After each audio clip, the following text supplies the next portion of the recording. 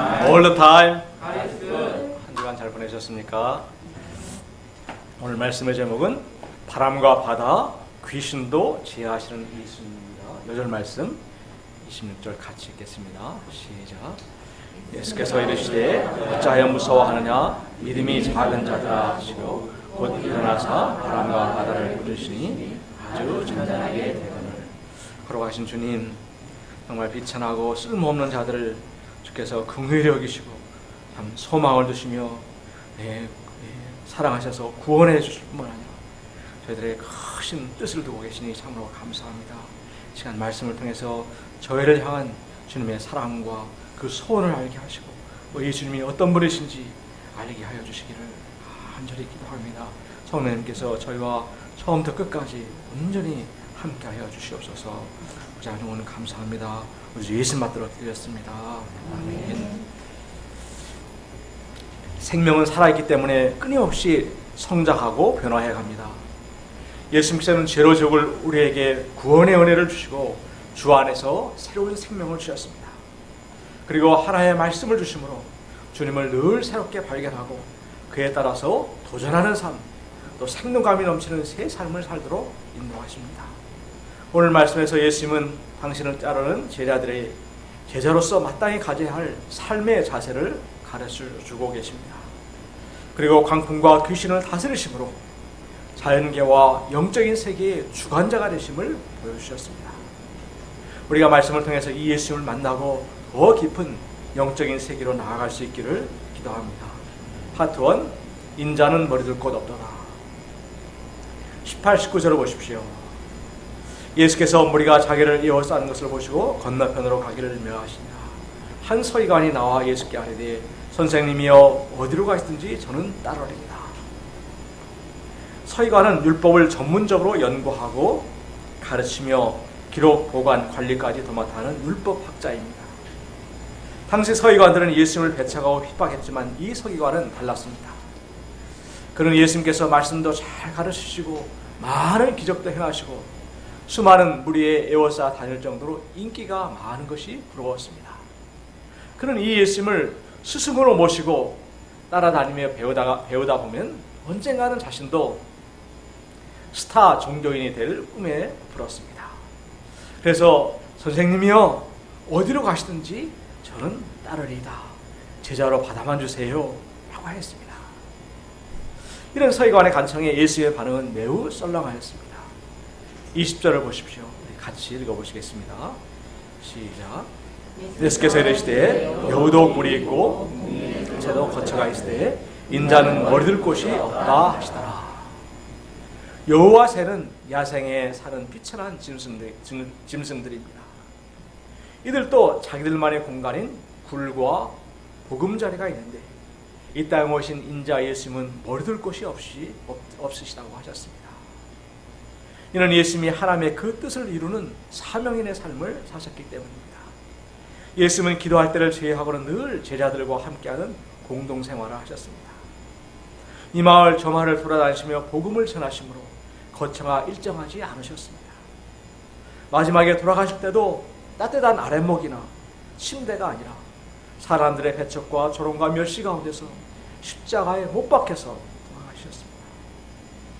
예수님은 자신의 시간, 자신의 공간뿐만 아니라 자신의 피와 마지막 그 살점까지도 우리 죄인들을 위하여 다 내어주시는 그런 삶을 사셨습니다.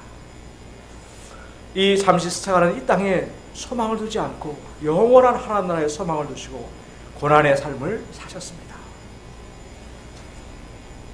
우리는 본능적으로 안정된 삶을 추구하는 본능이 있습니다. 그래서 끊임없이 나만의 굴을 만들고자 하고 아늑한 보금자리를 꾸미고 싶어합니다. 산과 개울이 있는 아늑한 곳에 잔디밭이 딸린 전원주택을 짓고 텃밭을 일구며 유유자적하게 살고 싶습니다. 이 서기관처럼 예수님을 통해서 내가 꿈꾸던 그 이상도 이루고 고상한 자아의 성숙한 인격의 사람이 되어서 사랑하는 사람과 알콩달콩 그렇게 살고 싶습니다. 거기에 파라다이스가 있을 것 같습니다. 그런데 서기관과 우리들에게 예수님의 20절 말씀은 꿈에서 깨어나라고 하십니다. 왜냐하면 그것은 이루어질 수 없는 신기루와 같기 때문입니다. 그러한 삶의 겉포장은 그럴듯해 보이지만 실상은 죄와 죽음으로 인한 낙심과 좌절, 또 허무와 권태의 늪으로 빠져들어가는 삶입니다. 죄가 뼛속까지 스며들어 있는 인간이 예수님 없이 어떻게 스스로 고상하고 성숙한 인격의 사람이 될 수 있겠습니까? 또 나의 유익을 쫓아서 내가 주인이 되고 왕이 되어 살아가는 삶은 마지막 숨을 거두는 순간까지도 염려와 불안의 연속이요 인간 갈등이 끊이지 않는 삶입니다. 거기에는 참된 쉼과 안식이 없습니다. 이는 우리가 과거의 경험을 해봐서 너무나 잘 아는 사실입니다. 예수님처럼 하나님의 그 뜻을 섬기는 사명인의 삶에는 분명히 고난이 있습니다. 예수님은 꿈에 젖어있는 이 서기관에게 이를 분명히 가르쳐 주신 것입니다. 로마서 8장 17절도 자녀이면 또한 상속자 곧 하나님의 상속자요 그리스도와 함께한 상속자니 우리가 그와 함께 영광을 받기 위하여 고난도 함께 받아야 할 것이니라 하셨습니다. 이런 고난이 있음에도 제자들이 그 길을 갔고 우리가 또 현재 이 길을 가고자 하는 이유가 무엇입니까? 그 길이 바로 생명의 길이요 참된 구원의 길이기 때문입니다. 참된 안식과 쉼, 평안은 외적인 환경에 있는 것이 아니라 우리를 위해서 그 모든 것을 내어주신 그 주님 안에 있습니다. 그 주님을 따라서 순종하며 살아갈 때 그 안에 은혜와 진리가 있고 참된 사랑이 있고 인생을 살아갈 감동과 기쁨이 있습니다. 콩나물국을 먹고 반지하방에 살아도 거기에 낙원이 있습니다. 순간을 살아도 진정으로 인생을 사는 것과 같은 자유와 희락이 있습니다. 세상은 줄기차게 넓은 문, 쉬운 길로 가라고 합니다. 그러나 예수님은 줄기차게 좁은 문, 좁은 길로 가라고 하십니다. 이 진리는 음악에도 그대로 적용이 됩니다. 음반을 돈 주고 사면 쉽게 아름답고 멋진 연주를 커피를 쫙 마시면서 들을 수가 있습니다. 그런데 거기서 그 얻어지는 기쁨과 만족은 대부분 초기에 얻어지고 시간이 갈수록 시들시들해집니다. 그런데 만약에 악기를 배우면 어떻습니까? 처음에는 별로 재미가 없고 힘들기만 합니다. 잘 안 되니까 짜증도 나기도 합니다. 그러나 점점 익혀져 갈수록 그 기쁨은 커지게 됩니다. 다양한 곡으로 주님을 찬양하며 누리는 그 영원의 기쁨은 우리 찬양팀의 얼굴을 보면 잘 알 수가 있습니다. 운동도 마찬가지입니다. 저는 탁구를 하는데 국가대표들이 멋진 경기를 하는 걸 보면 감탄이 나오지만 그때뿐입니다.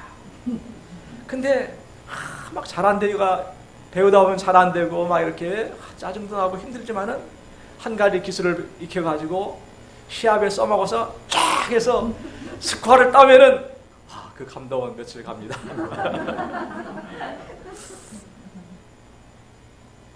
쉬운 예수는 없다라는 책의 책에서 저자는 예수님을 믿기만 하는 차원에서 벗어나서 실제로 그분을 따르는 삶으로 나아가라고 도전합니다. 한마디로 쉬운 예수에 만족하지 말라는 것입니다. 쉬운 예수란 나에게 부담스러운 요구를 한 번도 한 적이 없는 예수, 영생을 약속할 뿐 이 땅에 사는 일에는 일절 관여하지 않는 예수를 말합니다. 예수님께서는 누구든지 나를 따라오려거든 자기를 부인하고 자기 십자가를 지고 나를 따를 것이라고 분명히 말씀하셨습니다. 제자는 주님의 가신 그 길을 따라가며 작은 예수로 사는 자들입니다. 주님께서 내게 주신 그 시간과 건강과 재능과 물질을 들여서 복음을 알지 못하는 이웃들, 캠퍼스 영혼들을 주님의 그 사랑으로 섬기는 것입니다. 주님께서 그 피로 쓰셔서 우리에게 건네주신 그 생명의 복음을 전하는 것입니다. 아시스의 성인 프란체스코에 관한 인상적인 글이 있어서 잠깐 소개를 드리고자 합니다. 젊은 시절 그는 마음껏 즐겼다. 그러다가 한센인을 만났다. 그는 평소 그들에게 심한 불쾌감과 혐오감을 가지고 있었다. 그런데 어떤 충동으로 인해 프란체스코는 한센인의 손에 자신의 입술을 댔다.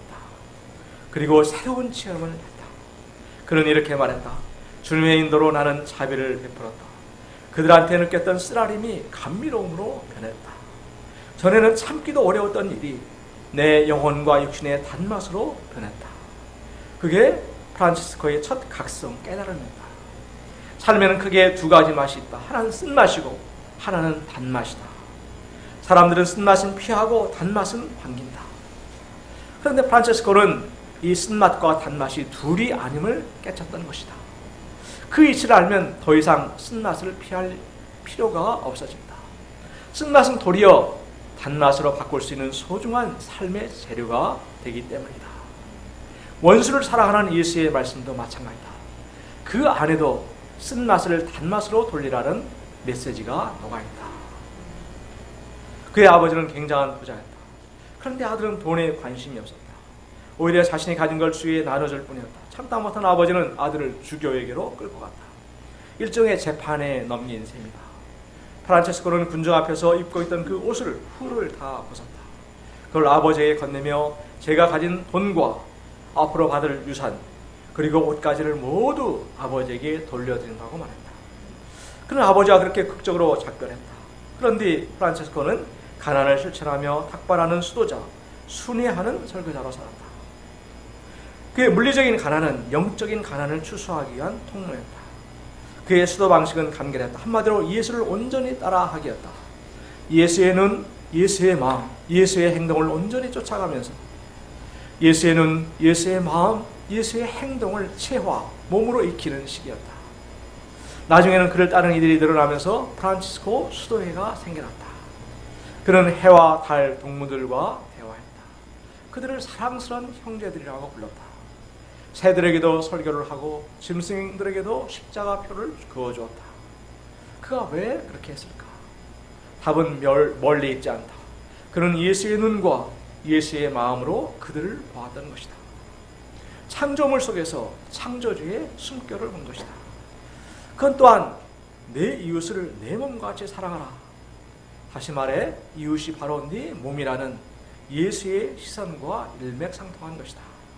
그는 참으로 주님의 그 말씀에 순종함으로 가장 넉넉한 삶을 산 주님의 참다운 제자였습니다. 예수님을 따르는 삶은 고난처럼 보이지만 역설적으로 가장 좋은 삶, 더 큰 삶, 최고의 삶, 온전한 삶으로 이어지는 길입니다. 주님께서 약속하신 그 풍성한 삶에 참여하는 것입니다. 21절을 보십시오. 이번에는 제자 중 한 사람이 예수님께 나와 말했습니다. 주여, 내가 먼저 가서 내 아버지를 장사하게 허락하옵소서. 이 사람은 예수님을 주여라고 부른 것으로 보아 예수님을 구주로 영접한 자로 구원의 은혜, 부르심의 은혜가 있는 자임을 알 수가 있습니다. 이런 제자의 요청에 예수님은 22절에서 죽은 자들이 그들의 죽은 자들을 장사하게 하고 너는 나를 따르라 하셨습니다. 이 말씀을 잘못 이해하면 돌아가신 부모에 대한 예도 하지 말라는 말로 오해할 수도 있습니다. 그러나 예수님은 누구보다도 부모를 공경하신 분이었습니다. 십자가의 그 죽어가는 극심한 고통 중에서도 모친을 요한에게 부탁하실 정도로 효심이 지극하신 분이셨습니다. 그런데도 예수님이 왜 이렇게 이야기하는 의도가 무엇일까요? 이 아버지의 장례는 세상의 중요한 인간관계를 상징합니다. 사람마다 중요하게 여기는 관계들이 있고 그런 관계와 이 제자의 생활이 충돌할 때가 있습니다. 선교사로 나아가거나 주께서 맡기신 일을 충성스럽게 감당하고자 할 때 가족들이 바라는 바와 주님께서 원하시는 바 사이에서 선택을 해야 할 때가 있습니다. 결혼이나 취업과 같은 인생의 중요한 분기점이 오면 어떠한 관계를 앞세우는가가 실제적으로 드러납니다. 그 사람이 평소 갖고 있던 가치관과 믿음이 잘 드러납니다. 예를 들어서 가난한 형편 가운데 나를 평생 뒷바라지에 해준 그 어머니가 마음에 걸려서 돈을 먼저 많이 벌어 어머니를 좀 호강시켜드린 후에 주님을 따르겠다며 부르심을 미룬다면 그는 계속해서 부르심을 미뤄야 할 또 다른 이유들을 끊임없이 만나게 될 것입니다. 본문의 제자와 같은 경우 아버지의 장례가 끝나면 어머니의 장례가 기다리고 있습니다. 장례식뿐 아닙니다. 결혼식이 있고 자녀 교육이 있고 중요한 인간관계는 끊임없이 생겨납니다. 그러므로 지금 현재 너는 나를 따르라는 그 주님의 부르심을 앞세우는 사람만이 참된 주님의 제자가 될 수 있습니다. 예수님은 죽은 자들로 죽은 자들을 장사하라고 말씀하셨습니다. 이는 죽은 사람을 무시하는 말씀이 아니라 문학적인 대조법 표현입니다. 죽음 아래에 있는 사람들이 죽은 자들에게 해줄 수 있는 최고의 섬김이 장례식입니다. 반면에 예수님을 따르는 제자들은 죽어가는 영혼들을 살리는 하나님 나라의 구급대원들과 같습니다. 내가 먼저 이 예수님을 따를 때 하나님께서 나와 나의 가족들, 자녀들을 책임져 주시고 하늘의 축복을 주십니다. 주님께서는 먼저 그의 나라와 의를 구할 때 이 모든 것을 더하신다고 약속하셨습니다. 국가대표는 국가의 부름을 받고 대한민국의 이름과 명예를 위해서 싸우는 자들입니다. 경기가 시합이 진행 중일 때는 부모가 상을 당해도 자신이 맡은 사명을 먼저 감당합니다. 이는 자신과 부모가 속한 이 국가를 더 사랑하고 더 소중히 여기기 때문입니다. 그리스도인들 중에서는 하나님께서 만약 내가 원하지 않는 일을 요구하면 어떡하지? 하고 미리 걱정하고 염려하는 사람들이 있습니다. 그러나 하나님께 대한 우리의 순종은 불종이 아니라 주님의 그 은혜와 사랑에서 나오는 자발적인 순종입니다. 사랑하는 사람에게 우리가 마음이 가고 눈이 멀면 우리는 어떤 일이 있어도 무슨 핑계를 내서라도 그 사람을 위해서 모든 것을 다합니다. 그러면서 조금 더 힘들어하지 않고 기쁨으로 합니다. 그렇지 않습니까? 그런데 사랑하지 않으면 가진 핑계를 내서라도 결국은 안 합니다. 따라서 마음으로 주님을 진정으로 사랑하는 자, 나를 위해서 그 목숨을 아끼지 않는 인자 예수님의 그 사랑에 감동된 자만이 먼저 나를 따르라는 그 명령에 순종할 수가 있습니다. 나를 포함해서 부모 형제들의 생사화복을 주관하시고 하늘과 땅의 모든 권세를 가지신 우리 그 주님의 부르심을 가장 소중히 여긴 자가 순종할 수 있습니다. 이 주님의 부르심의 명령 앞에서 머릿속으로 계산하고 갈등하고 있다면 진정으로 주님의 그 사랑과 은혜를 아직 모르는 자요, 주님의 그 구원의 은혜가 필요한 사람이라고 말할 수 있습니다. 파트 2, 자연계의 통치자 예수님. 예수님과 제자들을 태운 배가 순풍을 만나서 바다 저편을 향해서 나아가고 있었습니다. 석양에 붉게 노을린 저녁 바다를 배경으로 시원한 바닷바람이 이마를 스치고 지나가자 우리 조이 찬양팀이 가만히 있질 못하고 흥이 나서 노래를 부르기 시작했습니다. 주 하나님 지으신 모든 세계. 우리 보아스 목자님은 이 뱃머리를 드럼 삼아서 리듬을 맞춰주자 더욱더 흥이 났습니다. 앵콜! 끊이질 않았습니다. 제자들은 이 모처럼 만에 무리를 따라서 예수님과 그들만의 오붓한 시간을 즐기고 있었습니다. 그런데 후덥지근한 기운이 그들을 감싸는가 싶더니 이내 시커먼 구름이 하늘을 덮으면서 구두둑구두둑하며 비바람이 몰아치기 시작했습니다. 24절을 보십시오. 바다에 큰 놀이 일어나 배가 물결에 덮이게 되었으며 예수께서는 주무시는지라. 큰 놀은 사나운 광풍을 말합니다. 사나운 광풍에 제자들이 단 그 조각배는 바이킹처럼 하늘 끝까지 올라갔다가 땅끝에까지 내동댕이 쳐졌습니다. 돛은 찢어지고 물은 차올라서 배는 점점 잠겨가고 있었습니다. 키를 잡은 베드로도 어찌할 바를 몰랐습니다. 이 크고 사나운 광풍 앞에서 이제껏 그들이 어부학교에서 배운 그 학식들을 경험, 지혜, 튼튼한 몸 아무도 쓸모가 없었습니다. 인생의 항해에서 때로는 우리는 이런 큰 노를 만납니다. 질병이나 급작스러운 사고, 시험의 실패, 자녀들의 방황 문제, 취업 문제, 사업 문제, 직장에서의 감원바람 등입니다. 이들은 광풍처럼 예기치 않게 오고 우리의 힘으로는 도저히 극복할 수 없는 것들입니다. 광풍 앞에서 가슴이 쿵 하고 내려앉고 눈앞이 캄캄해지면서 이젠 망했구나 하면 죽을 것 같은 두려움에 휩싸입니다. 예수님을 믿고 따라하는데 내게 왜 이런 일이 일어났는가? 왜 하나님은 침묵하시고 도와주지 않는가? 하며 원망과 넋두리를 늘어놓기도 합니다. 아니면 내 죄 때문에 이렇게 됐다고 인과응보적인 생각, 율법적인 생각에 힘이 빠져 주저앉아 버리기도 합니다. 그런데 제자들은 이 마지막 결정적인 순간에 예수님을 흔들어 깨웠습니다. 우리 25절, 26절을 같이 제자들의 그 심정으로 한번 읽어볼까요? 시작. 그 제자들이 나와 깨우며 이르되 주여 구원하소서 우리가 죽겠나이다. 예수께서 이르시되 어찌하여 무서워하느냐 믿음이 작은 자들아 하시고 곧 일어나 바람과 바다를 끄시니 아주 잔잔하게 주여 구원하소서 우리가 죽겠나이다. 부르짖는 제자들에게 예수님은 어찌하여 무서워하느냐 믿음이 작은 자들아 책망하십니다. 어찌하여 무서워하느냐는 것은 무서워할 일이 아닌데 왜 그렇게 사색이 되느냐 하는 것입니다. 무서움과 공포의 밑바닥에서는 죽음이 있습니다. 그들은 지금까지 하나님만이 하실 수 있는 예수님의 기적들을 수없이 보았습니다. 손을 대심으로 저주받은 그 나병 환자를 깨끗게 하신 일, 죄사함을 선포하시고 중풍자를 일어나 걷게 하신 일, 중풍에 걸려 몹시 괴로워하는 그 백부장의 하인을 시공을 초월해서 명령하심으로 낫게 하신 일 등 수많은 사건을 통해서 이 예수님이 이 땅에 오신 하나님이신 되심을 믿어야 했습니다. 그런데 그들이 이 주님을 보지 못하고 현실의 광풍만을 바라볼 때 심장이 쪼그라드는 것 같은 두려움에 떨 수밖에 없었습니다. 믿음이 작은 자들아 하실 때 이들의 믿음은 큰 놀 앞에서는 아무런 힘을 쓰지 못하는 나약하고도 불완전한 믿음, 부족한 믿음을 말합니다. 실제 문제 앞에서는 아무런 도움을 주지 못하고 그냥 그 광풍에 휩쓸려가 버리는 그런 믿음이었습니다. 이들은 거대한 자연의 힘 앞에서 예수님도 어쩔 수 없을 것이라고 단정해 버렸습니다.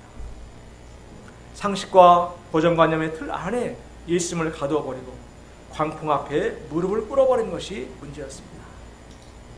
이 불신은 예수님을 멸시하는 건 죄입니다. 예수님은 문제를 해결해 주시기 전에 먼저 그들의 불신을 책망하셨습니다. 창세기 18장에서 사라는 내년 이맘때에 아들이 있으라는 하나님의 그 말씀에 웃었습니다. 남편도 노쇠했고 나도 생리가 끊어져 태가 닫혀버렸는데 어떻게 임신할 수 있겠는가. 그런 사라에게 하나님께서는 여호와께 능치 못할 일이 있겠느냐 하시며 책망하셨습니다. 생략적으로 의학적으로는 불가능하지만 인생들을 설계하시고 지으신 그 창조주 하나님, 전능하신 하나님에게는 불가능한 일이 있겠느냐 책망하신 것이었습니다.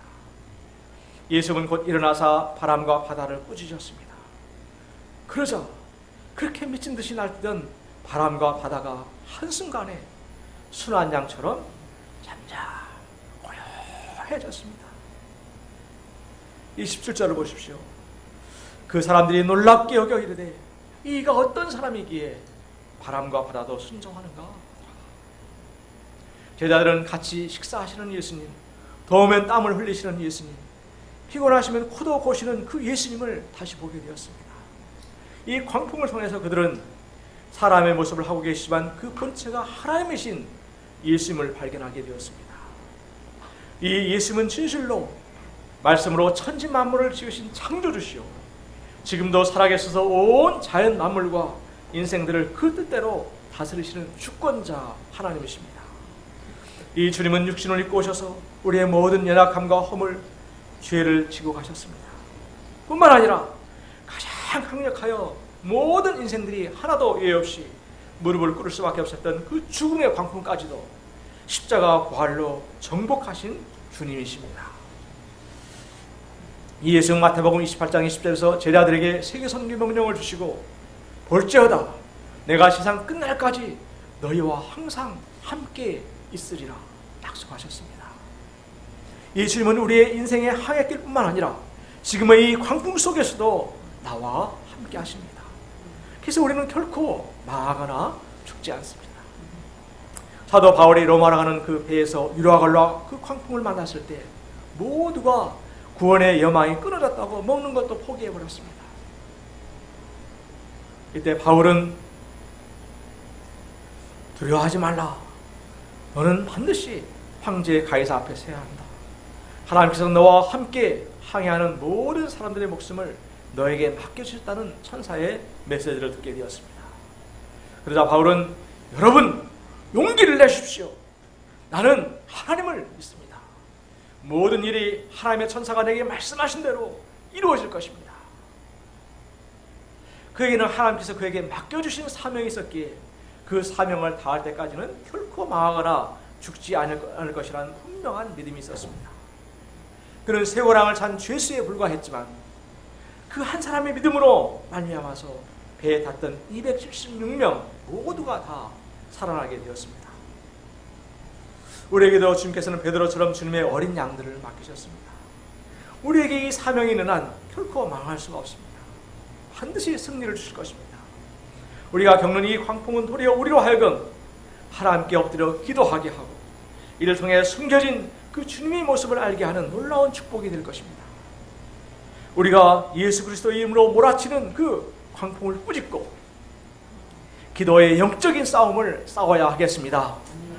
구하라 그리하면 너에게 주실 것이요 찾으라 그리하면 찾아낼 것이요 문을 두드리라 그리하면 너에게 열릴 것이니 하는 약속의 말씀을 믿어야 하겠습니다. 작은 바퀴는 조그마한 돌을 만나도 넘어가질 잘 못합니다. 그러나 큰 바퀴는 크고 작은 돌도 거뜬하게 넘어갈 수가 있습니다. 예수님께서는 우리가 믿음의 큰 바퀴가 되기를 원하십니다. 그래서 믿음이 연약한 자들을 격려하며 붙들어주며 살려낼 수 있는 믿음의 큰 나무들이 되기를 원하십니다. 예수님의 제자들도 처음에는 세상 권세에 벌벌 떨면서 도망가던 자들이었지만 후에는 변화가 되어서 그 어떤 장애물과 핍박에도 굴하지 않고 복음을 전하는 담대한 믿음의 용사들이 되었습니다. 파더스리 귀신을 제압하신 예수님 28절을 보십시오. 네, 같이 읽어보시겠습니다. 시작. 또 예수께서 건너편 가다라 지방에 가시매 무덤 사이에서 나와 예수를 만나니 그들은 몹시 사나워 아무도 그 길로 지나갈 수 없을 경우라. 바다 건너편 가다라 지방에 예수님 일행이 도착하자 귀신 들린 자 둘이 무덤 사이에서 나왔습니다. 아마도 헝클어진 긴 머리에다가 때국물이 흐르는 얼굴에다 눈을 치켰던 모습에 제자들은 썸떡했을 것입니다. 귀신은 사단에 속한 악한 영들입니다. 이들은 연약한 인생들을 붙들어 자신의 종 삼고 괴롭히며 결국에 파멸에 이르게 하는 악한 세력들입니다. 귀신 들린 자가 보여준 그 모습은 곧 귀신들의 속성을 그대로 드러내줍니다. 본문에는 몹시 사나워서 아무도 그 길로 지나다닐 수가 없을 지경이라고 했고 마가복음에서는 벗은 몸으로 자기 몸을 자해하며 큰 소리를 질렀다고 나옵니다. 그들은 어둡고 음산한 무덤, 해골이 뒹구는 동굴 무덤에서 살고 있었습니다. 귀신들은 하나님께서 지으신 인간의 그 고귀한 성품을 파괴해버립니다. 하나님을 섬기지 못하도록 하고 죄의 종으로 살다가 결국은 죽게 만듭니다. 요즘에 그 부모와 자식들 사이에 일어나는 폐륜의 범죄들이나 자신이 낳은 새끼들을 버리고 학대하는 부모들, 하루가 멀다 하고 들려오는 기괴한 사건들과 죽음의 소식들, 심지어는 그 앳된 청소년들이 주축이 되어서 벌어진 상상을 초월하는 그 N번방 사건들은 이 사회와 그 속에 사는 인생들이 얼마나 병들었는가, 또 악한 영들, 거짓의 영들이 얼마나 날뛰고 있는지를 잘 보여줍니다. 문제는 우리 인간 스스로의 힘으로는 아무리 애를 써도 이 세력들을 이길 수가 없다는 데 있습니다. 29절을 보십시오. 같이 읽어보시겠습니다. 시작. 이에 그들이 소리질러 이르되 하나님의 아들이여 우리가 당신과 무슨 상관이 나이까? 때가 이르기 전에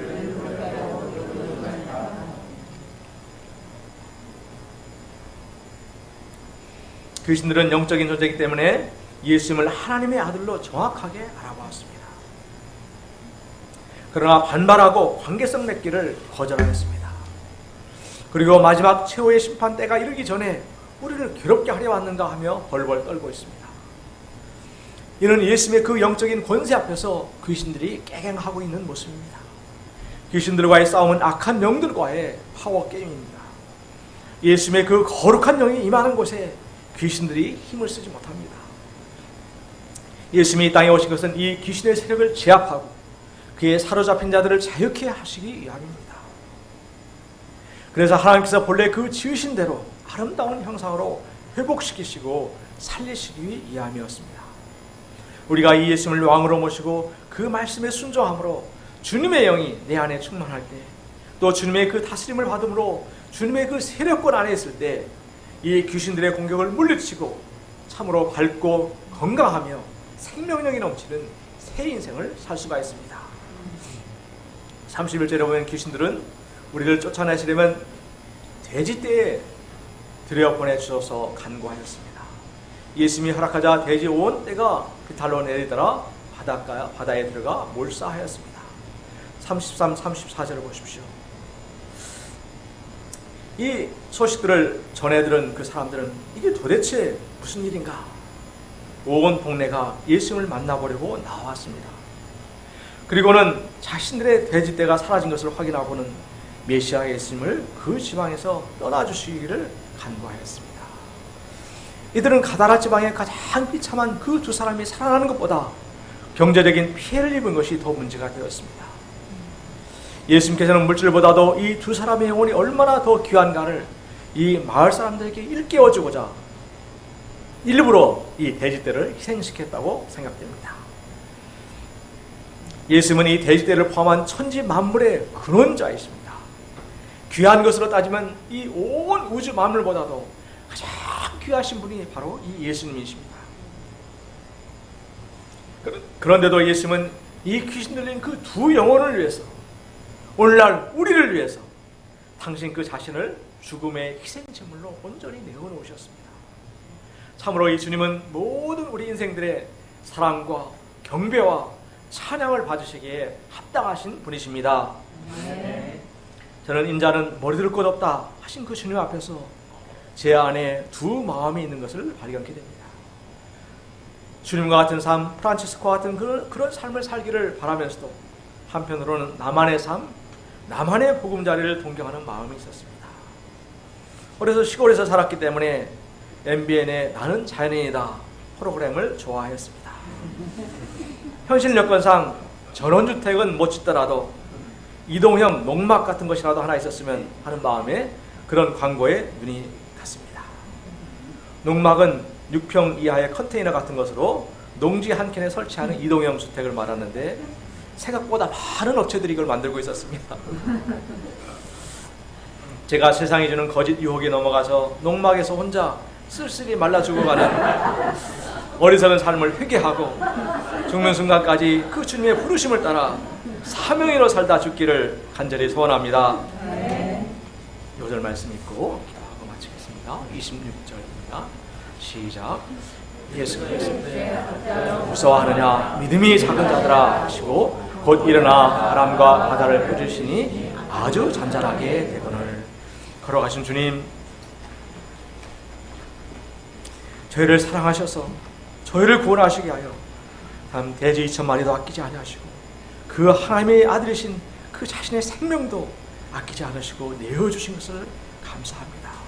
이 주님께서는 정말로 이 자연계를 다스리시고 천지 만물을 다스리시며 또 귀신도 이 제어하시는 이 창조주시오 하나님 되신 것을 감사합니다.